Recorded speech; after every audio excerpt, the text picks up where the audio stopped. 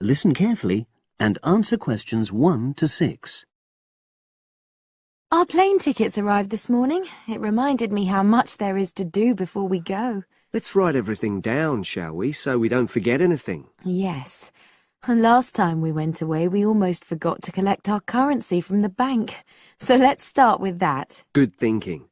And wasn't there an appointment you said you'd got to cancel? Yes, the hairdresser.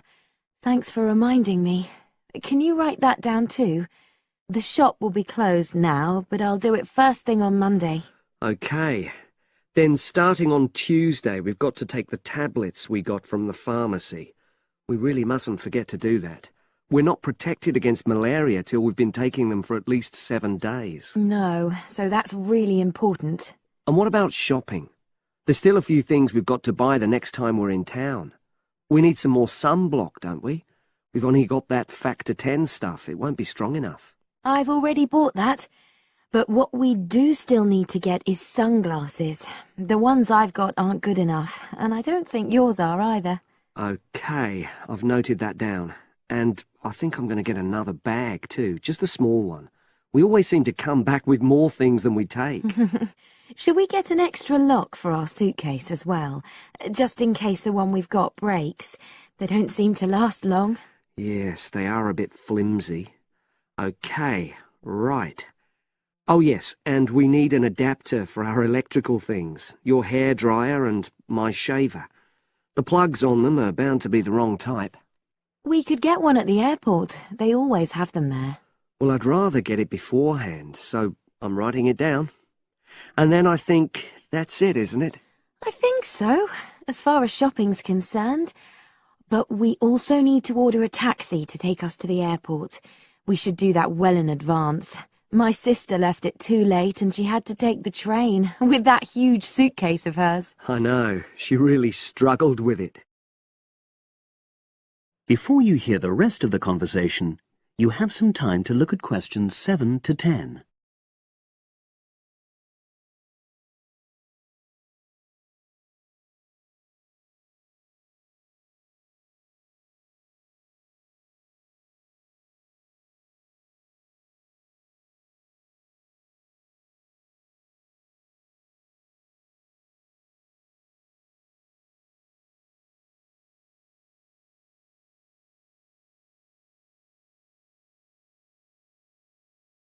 Now, let's see. Your mother said she'd come in regularly while we're away, so what do we want her to do? I'll write some instructions and we can give them to her tomorrow. Good idea. Well, the cat's the main thing. Okay. Feed the cat. We ought to leave her the vet's details as well, just in case there's a problem. Yes. Have you got them handy? Hang on, I'm just looking. Yes, his name's Colin Jeffrey. Is that spelt with a G? Actually, it's Jeffrey. Quite an unusual spelling, isn't it? And his number? 077 594 128. It's a mobile. Okay. And you should write down where it is. It's 4 Street, not sure what number, but it's next to the bus stop, isn't it? That's not a very good landmark, but it's on the other side of the road to the church, so I'll tell her that. Let's hope she won't need a vet anyway. Yes. Right, apart from that, there are the plants to water. Ask her to make sure they don't dry out. Oh, yes, and I've already mentioned the problem with the boiler, and your mum said she'd come round to meet the heating engineer and let him in. Yes, it's a lot for her to do, but we really need to get the problem sorted out. And the earliest date I could get an appointment was April the 30th. Isn't it the day after we go? Yes, we leave on the 29th, and she'll have to hang around till the job's finished. Oh, well, she won't mind, I'm sure. She likes helping people out. Yes, she does. Okay. That's it then, I think. Unless you can think of anything else. Not at the moment. Leave the list there and I'll add to it. That is the end of part 1. You now have half a minute to check your answers.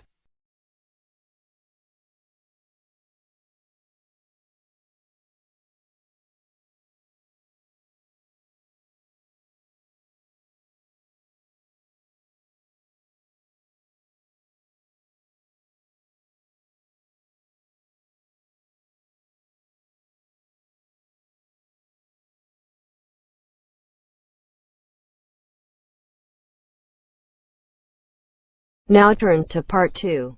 Part 2. You're going to hear a radio broadcast called Postbag. First, look at questions 11 to 16.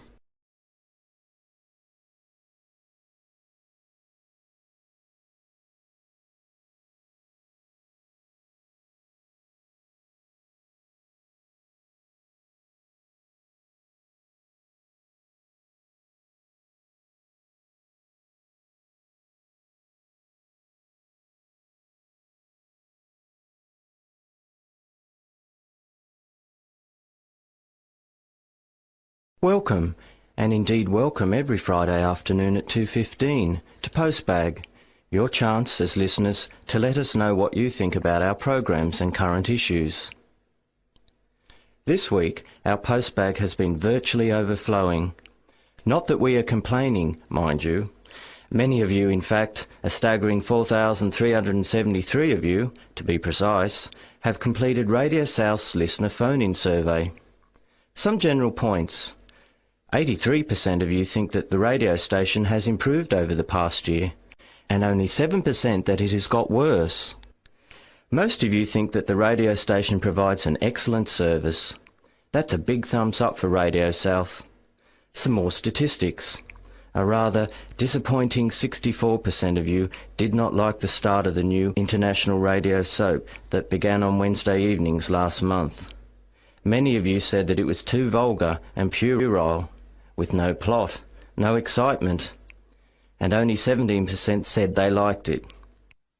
We passed on your messages to the producer, and he said that he had received a number of letters and countless phone calls saying how innovative and modern the plot was. In fact, those figures for those listening had more than doubled for the second program. We'll have to wait and see how this one develops. And for 87% of you, the new starting time of 5 a.m. for the wake-up show went down really well. Only a small disapproval rating for this one. In fact, only 3%. Many of you said the earlier time is a real hit.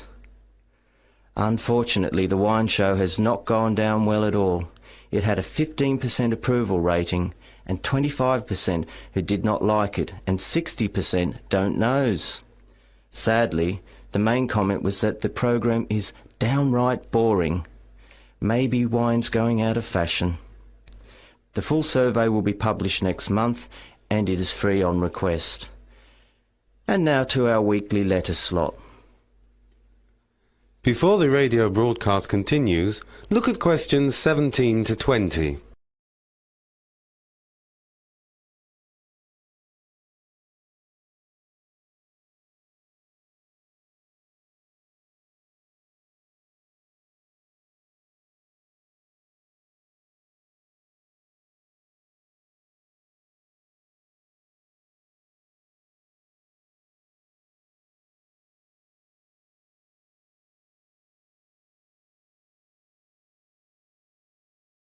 For these questions, there are 4 alternatives, A, B, C and D.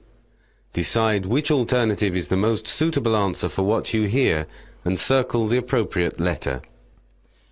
Sharon from Tasmania has written in to say that she has tried to get through on the telephone to our new message line to leave a message on the voice box, but she finds it too complicated.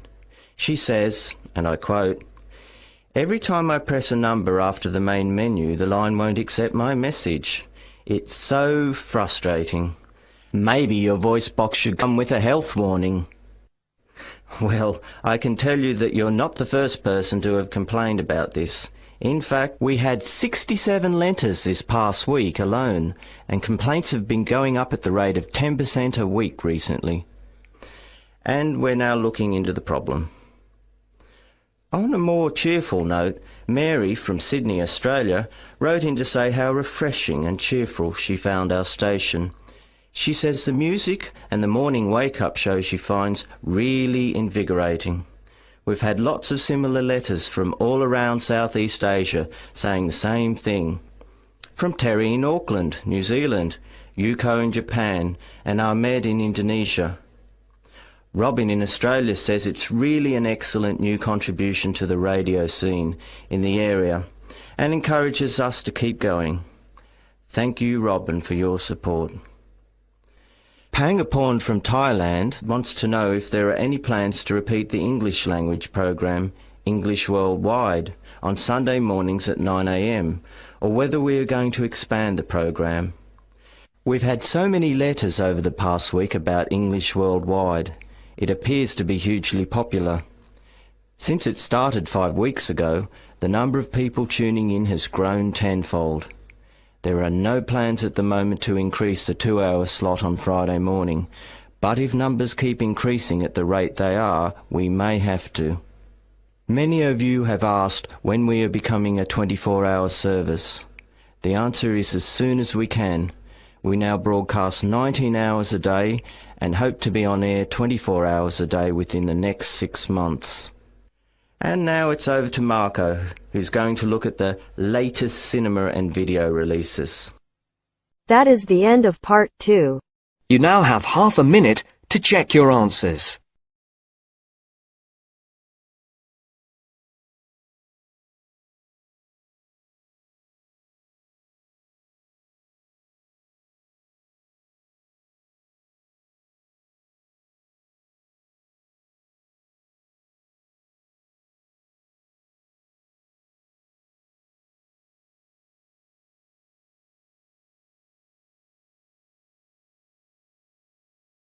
Now turns to part 3. Part 3. You will hear 2 undergraduates doing a research methods course. A girl called Leela and a boy called Jake having a seminar with their tutor. Now you have some time to look at questions 21 to 24.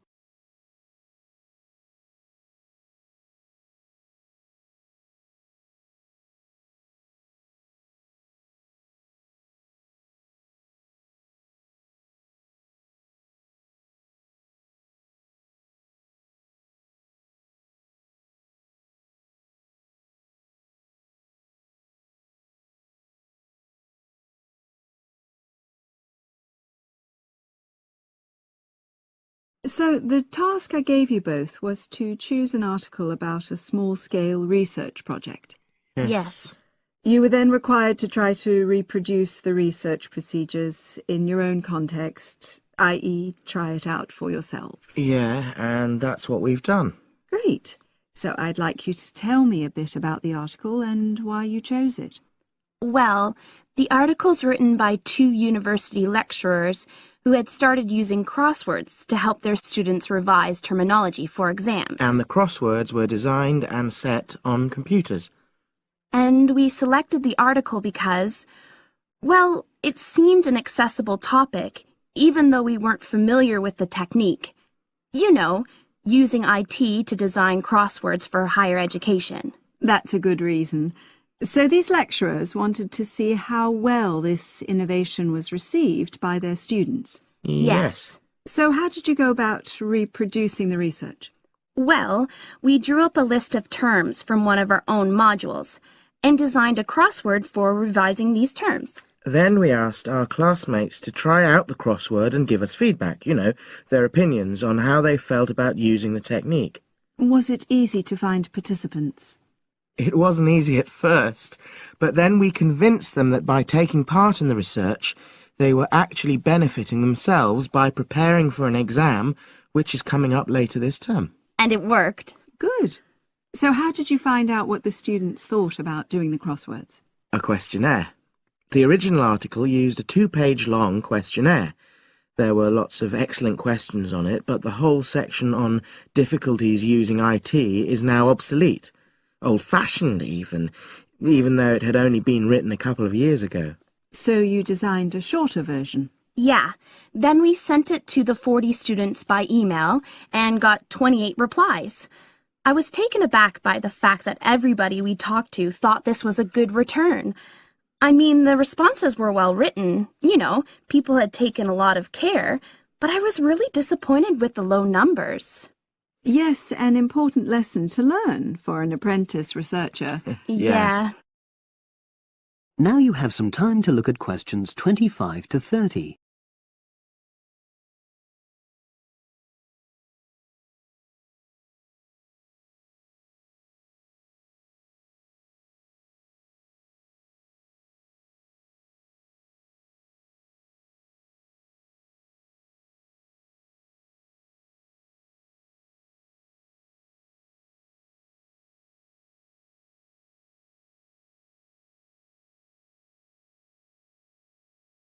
So what results did you get? Well, basically, the responses were extremely positive.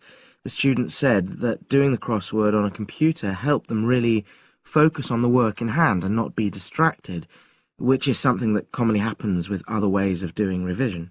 Yeah, that was really clear. But something that struck me was that having fun hardly featured in their responses, nor did anything to do with spelling of hard words, which I thought would be an obvious benefit. No? Okay. Respondents also said that doing the crossword hadn't really increased their general motivation to study, but that it had highlighted the gaps in their memory so they knew what further work was necessary. Right. So how did your findings tally with those of the original researchers? There were lots of similarities, but... There were probably two main differences. We found that more males than females liked the technique, whereas the original study found the reverse. Also, our respondents said they wouldn't mind doing a crossword as a final official exam, whereas in the original study, students said they would hate doing it even if it meant having a shorter test. But of course, both sets of respondents said they'd be interested in doing more crosswords for informal purposes, revision, and so forth. Right. So let's have a think about the whole project and what you've learned from doing it. Well, it was very time-consuming. Yeah, and I don't think we managed that aspect very well. It could have been worse. I mean, we didn't have a lot of data, so we didn't have to spend ages processing it. And of course, we'd already done a course on numerical data processing, so there wasn't much new there. Yeah, that's true. Anyway, I think we designed our questions well so that they gave us manageable data. Yeah, it really helped having the original study to guide us, as it were. And that helped us to see what a good research instrument is. What a good questionnaire should be like. Absolutely. We got a lot from that. But when we were writing up the project, I'm not sure whether we'll know how to acknowledge the work of the original study. You know, our referencing. No, that's something we'll both have to work on in the future. Actually, that part's been great. Finding ways to share and support another person. That's the real plus from the project, learning ways to do that. Well, it's obviously been very successful. That is the end of part 3. You now have half a minute to check your answers.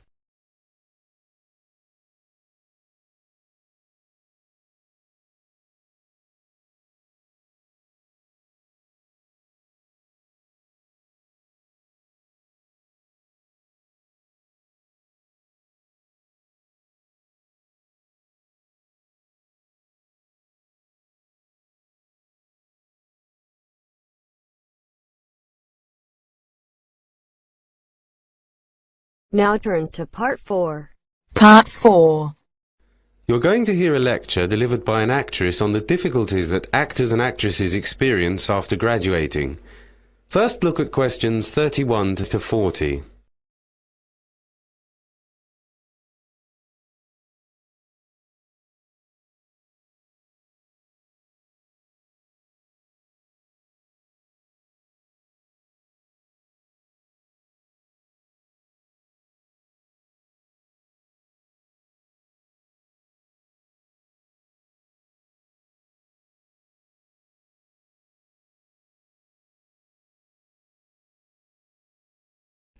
Good afternoon to you all again, and thanks for coming for the second lecture in the series, Drama After Graduating. For those of you who weren't here last week, my name is Jennifer Mackenzie Davis, and I'm one of those lucky ones, an actress with a job. I'm going to talk to you today about the difficulties actors and actresses face finding work. Not that any of you need reminding. It's a jungle out there, and you've got to be very hungry to survive. Are you hungry? Well, I'm afraid you're going to have to be. Because if you aren't, you might as well pack your bags and forget all about acting as a career. And not just hungry, but also resolute in getting what you want. And of course, persistent. Not to mention gifted. Between 80 and 90% of you will be out of work at any one time. You are joining a group of people whose average time in employment is 12 weeks a year for men and 7 weeks for women. Why do we do it? We must be mad. And yet there are thousands more waiting to take our places if we fail. Still hungry? Good. because this is where the interesting bit starts. Now we've got the stats out of the way. First of all, where do you look for work? Well, there's the Stage Door, the weekly newspaper which occasionally has a couple of decent jobs in it. And then there's the weekly list of jobs called TCR. But you need to subscribe to that with friends. It's very expensive, especially if you're out of work. About £20. No, sorry, £25 for 5 weeks. Then there's your agent. You'll discover sooner or later that you need an agent if you want to have access to the best work available. But how do you get an agent? Well, unless you're really very lucky and get taken on by an agent who just likes the look of you, you have to get an agent to see you in a live performance. This could be a good part in a play which shows off your talents, or a film role, or just a show reel of you performing your best speeches. I must say, I don't really know which is harder, getting the part without an agent in the first place, or getting an agent interested enough to come and see you. In other words, a real catch-22 situation. A word of warning, they don't usually travel more than a few hundred yards from their office. They're supposed to be working for you, but they actually behave like it's the other way round. As for showreels, if you want them to look at yours, you really need to tie them to a chair and force them to watch. You may find it difficult to get work without an agent, but it will be well nigh impossible without an equity card. Fortunately, things have changed. In the past, drama school students leaving here in July had what was known as a registered graduate equity card. This gave you 2 years to get an equity contract for work. Not that easy without experience, an agent or a full equity card. But even when you got your first job paid at equity rates, you received only a provisional equity card. The union was quite strict about membership, but the alternative was much harder and less likely to result in success. This provisional card could become a full one only after 30 weeks of work. Without it, you could forget the West End Theatre's top tours and work in television. Now, however, things are a bit easier. After you finish from here, you automatically get your equity card. The downside of this is obviously that there are more people chasing the same number of jobs. But even before you start worrying about equity cards and your agent, you've got to establish yourself with photographs. Eye-catching and professional black and white photos, small postcard size for your publicity and CVs. There will be several sessions devoted to choosing the right photos that will show you off the way you are most likely to be cast. And also what to put in your CV and, more importantly with some of you, what not to include. So you see, it's not an easy road to fame and fortune.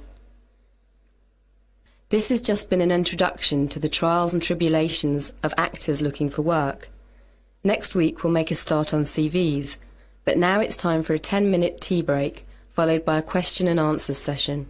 That is the end of part 4. You now have half a minute to check your answers.